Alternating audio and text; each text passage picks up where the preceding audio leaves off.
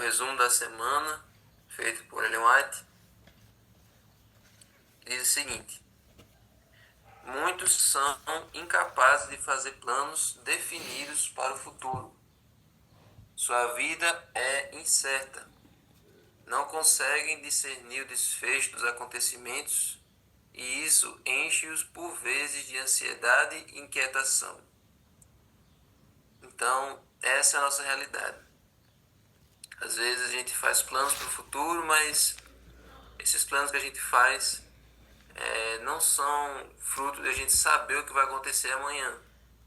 A gente só planeja para a gente ter um objetivo, ter um foco na nossa vida, um propósito, mas em um momento nós devemos achar que por causa disso nós podemos determinar o que vai acontecer nos próximos anos.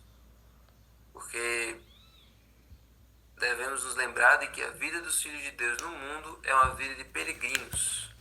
Não temos sabedoria suficiente para planejar nossa vida. Não nos compete determinar o futuro. Então, pela fé, Abraão, quando chamado, obedeceu. Então, não nos compete saber o futuro, não nos compete saber o que vai acontecer depois. A nossa missão é obedecer e fazer a vontade de Deus no presente. Certo? Então, quanto menos você se preocupar com o que vai acontecer no futuro, é melhor para a sua saúde mental. Existem pessoas que ficam com o corpo preso no passado, com a mente presa no passado. Pessoas que vivem todos os dias pensando apenas no que aconteceu, pensando apenas em eventos do passado. A mente delas não atualizou, não se situa no presente. O tempo todo elas ficam presas a algum evento traumático, alguma coisa do passado. Elas não conseguem deixar aquilo onde está e seguir dali para frente.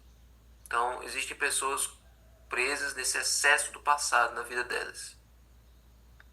E tem gente que tem um excesso de presente. Tem pessoas que não refletem no que aconteceu, não querem saber do futuro. O tempo todo é presas no presente, presas nos estresses do dia a dia, nas ocupações de hoje.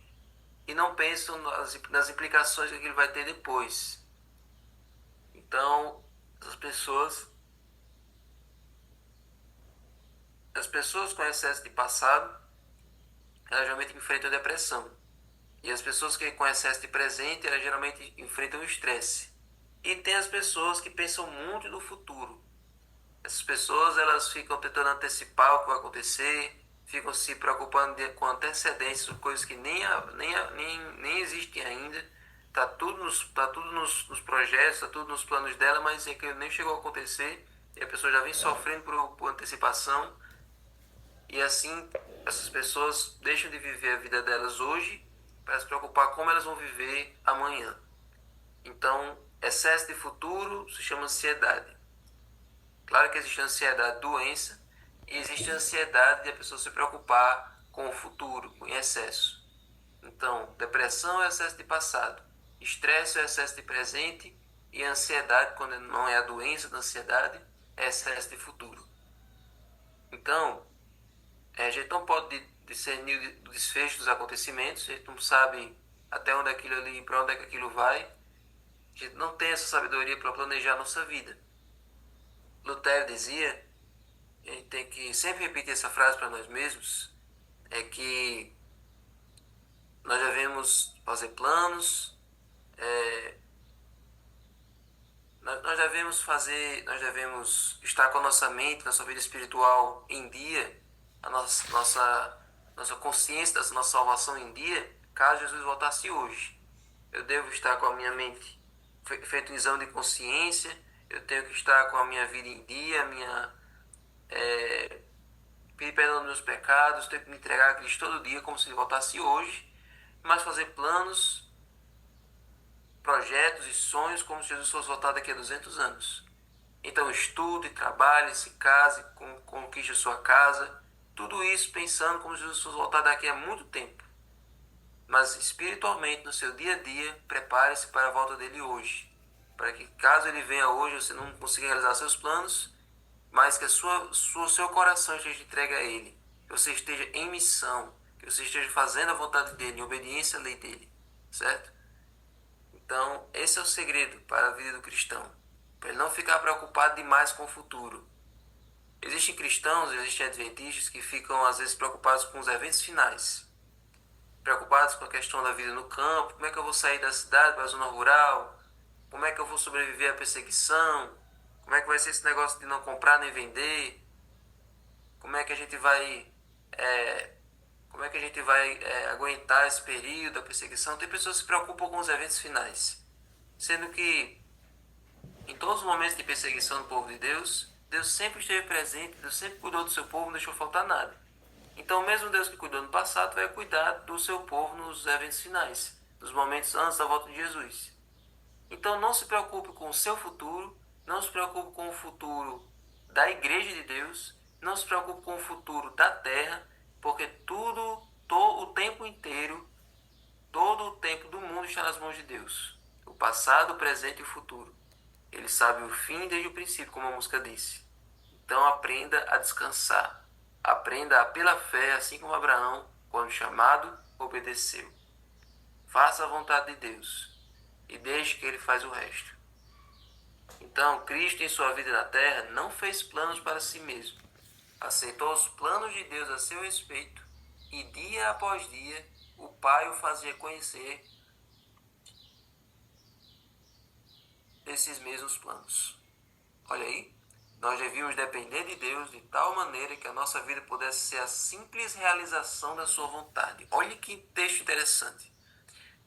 Nós devíamos aprender a depender de Deus de forma que a nossa vida seja a simples realização da sua vontade. É como se a nossa vida fosse um barco que a gente deixa ele, a gente recolhe os remos e deixa Deus levar esse barco. Você fica só ali dentro do barco, sentado, e Deus conduzindo o barco para onde Ele quer. A sua vida tem que ser só a simples execução da vontade de Deus. É Deus dirigindo você, levando você para onde Ele quer. Sem você ficar protelando, se você ficar protestando, não quero ir por aqui não quero isso aqui não. Deixe Deus ir conduzindo. Deixe Deus ir levando você. Não tem a música Deixa a vida me levar, a vida leva eu? Deixe Deus levar você. Deixe Deus conduzir você pelo rio dele. Então, a nossa vida tem que ser assim. Por que a vida das pessoas naufraga? Porque elas querem colocar os remos para fora e elas mesmas conduzirem. Então, Jesus, ele não fez planos para ele mesmo. Esse texto aqui é bastante revelador. Jesus, ele não fazia metas, ele não tinha planos para a vida dele, porque a missão dele era salvar a humanidade. Era se entregar a morrer pelo ser humano. Mas cada plano para o dia, cada meta para o dia dele, Jesus não pensava, hoje eu vou tirar o dia de folga, hoje eu vou tomar banho na praia. Hoje eu quero ir para tal lugar. Ele não fazia esses planos diários. Toda noite, quando ele passava a noite em claro com o pai dizia, amanhã você vai para Cafarnaum, amanhã você vai para Decápolis, amanhã você vai enfrentar os fariseus, amanhã você vai curar os doentes, amanhã você vai pregar isso e aquilo. Por quê? Porque quando Jesus ele se tornou ser humano, ele era 100% Deus e 100% homem. E o lado humano dele,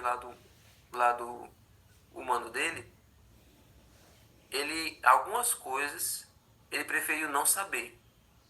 Ele preferiu abdicar de conhecer. Por exemplo, o dia da volta dele.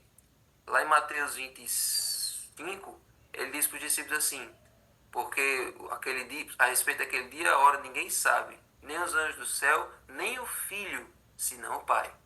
Enquanto Jesus estava na condição de ser humano, algumas coisas ele abdicou de conhecer, mas depois Jesus morreu e ressuscitou e voltou para o céu, agora sim, ele sabe de todas as coisas. Hoje Jesus sabe o dia da sua volta, o dia e a hora da sua volta. Naquele momento ele como ser humano, não. Por quê? Porque se ele soubesse o dia e a hora naquele momento, ele teria que dizer. E se ele dissesse a data e a hora da sua vinda, todo mundo sabe o que poderia acontecer. As pessoas iam deixar para se preparar só na última hora e todos os crentes, todos os salvos de todas as épocas que soubessem que Jesus iria voltar só em 2050, vocês acham que valeria a pena eles morrerem, se prepararem a vida toda para um evento que ia acontecer só na nossa geração. Não.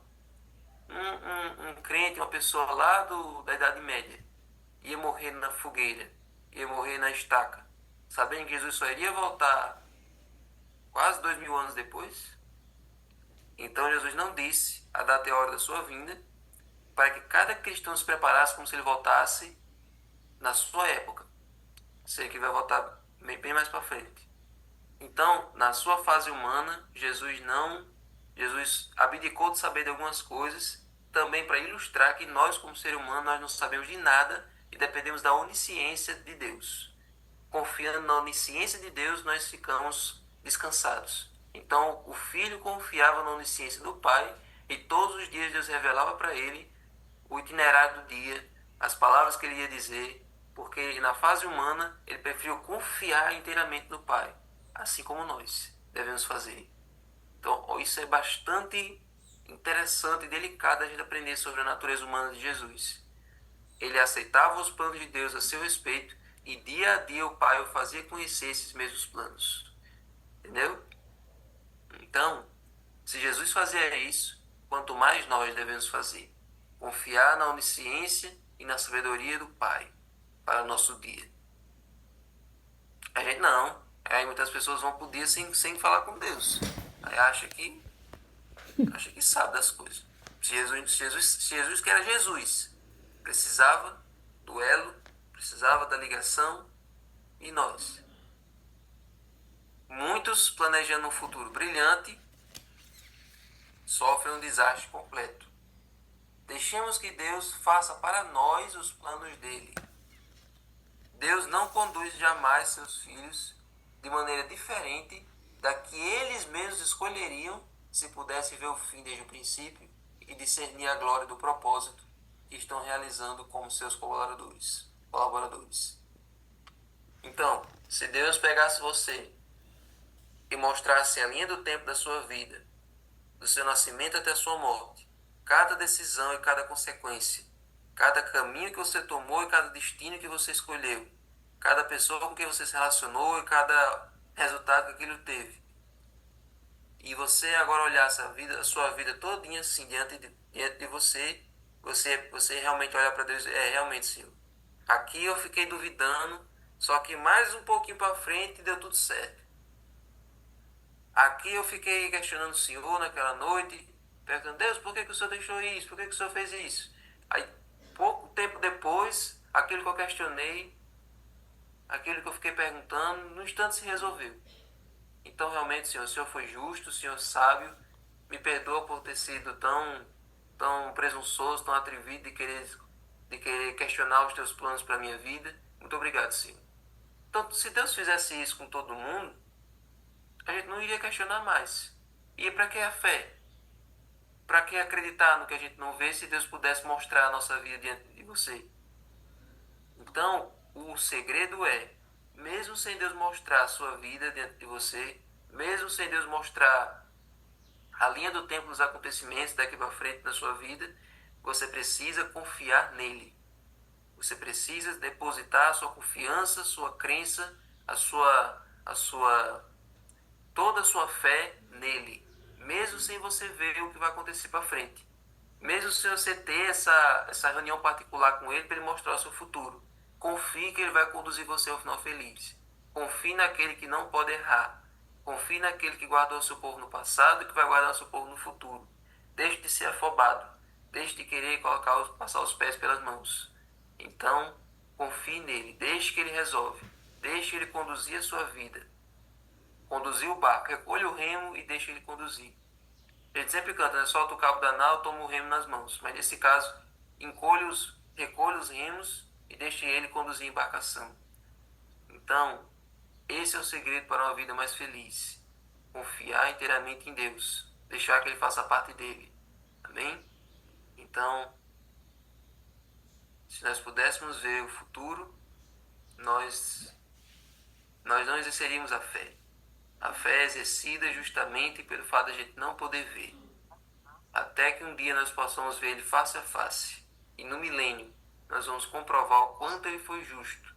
Sabe esse negócio que eu falei da linha do tempo? Quando lá no milênio você vai ter isso, esse privilégio.